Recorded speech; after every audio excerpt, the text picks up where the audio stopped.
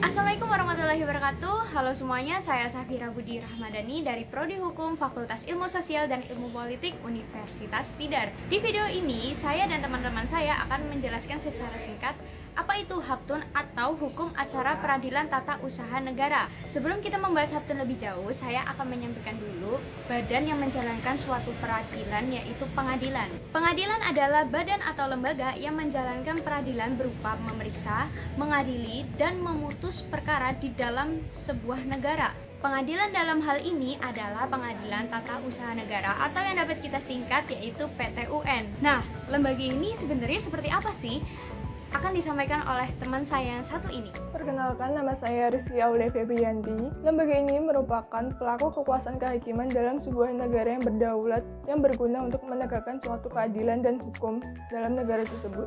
Karena Indonesia merupakan negara hukum, maka Indonesia memiliki suatu konstitusi tertinggi, yaitu Undang-Undang Dasar Negara Republik Indonesia tahun 1945 yang kemudian akan disampaikan oleh teman saya. Halo, saya Nina Pungki Kusuma. Konstitusi di Indonesia membagikan kekuasaan kehakiman menjadi beberapa bidang pengadilan, seperti peradilan umum, peradilan tata usaha negara, peradilan militer, dan peradilan konstitusi. Dan selanjutnya akan dilanjutkan oleh teman saya. Perkenalkan, nama saya Lia Veronica. Sebelumnya sudah dibahas oleh teman-teman saya tentang apa itu peradilan, apa saja konstitusi Indonesia, serta pembagiannya. Nah, sekarang saya akan membahas tentang hukum acara peradilan tata usaha negara. Apa itu hukum acara peradilan tata usaha negara? Nah, selanjutnya akan dibahas oleh teman saya. Perkenalkan, nama saya Sekarini Hanifa Sri Cendani. Hukum acara peradilan tata usaha negara adalah seperangkat peraturan yang mengatur tentang tata cara tindakan seseorang atau badan hukum perdata dengan badan atau pejabat tata usaha negara akibat dikeluarkannya keputusan tata usaha negara untuk mempertahankan dan menegakkan administrasi negara. Lalu nama saya Idom Gultom, saya akan melanjutkan apa yang menjadi subjek dan objek dalam peradilan tata usaha negara. Subjek peradilan tata usaha negara adalah pihak yang berperkara. Pihak yang berperkara di sini adalah orang atau badan hukum perdata yang merasa dirugikan oleh badan atau pejabat tata usaha negara, baik di pusat maupun di daerah, sebagai akibat dikeluarkannya keputusan tata usaha negara.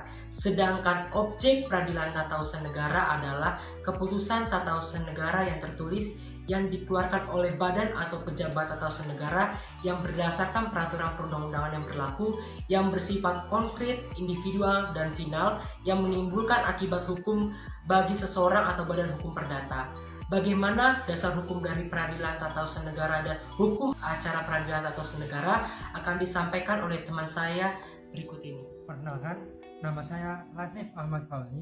Saya akan menyebutkan dasar hukum peradilan tata usaha negara yang diatur dalam instrumen hukum, yaitu Undang-Undang Nomor 5 Tahun 1986 tentang Peradilan Tata Usaha Negara. Kemudian Undang-Undang Nomor 9 Tahun 2004 tentang perubahan atas Undang-Undang Nomor 5 Tahun 1986 tentang Peradilan Tata Usaha Negara. Dan yang terakhir adalah Undang-Undang Nomor 51 Tahun 2009 tentang perubahan kedua atas Undang-Undang Nomor 5 Tahun 1986 tentang Peradilan Tata Usaha Negara. Saya Suparjo. Kemudian hukum acara peradilan tata usaha negara diatur dalam bab 4 Undang-Undang Peraturan Tata Usaha Negara yang mengatur mulai dari gugatan pemeriksaan. Gugatan tingkat pertama terdiri dari pemeriksaan dengan cara biasa dan pemeriksaan dengan cara cepat. Perkenalkan, nama saya Muhammad Panji Rakasiwi. Ada pula tentang pemeriksaan saksi dan alat bukti penyerahan kesimpulan putusan peradilan. Terima kasih dan demikian ulasan singkat tentang hukum acara peradilan tata usaha negara. Semoga apa yang kami sampaikan dapat bermanfaat.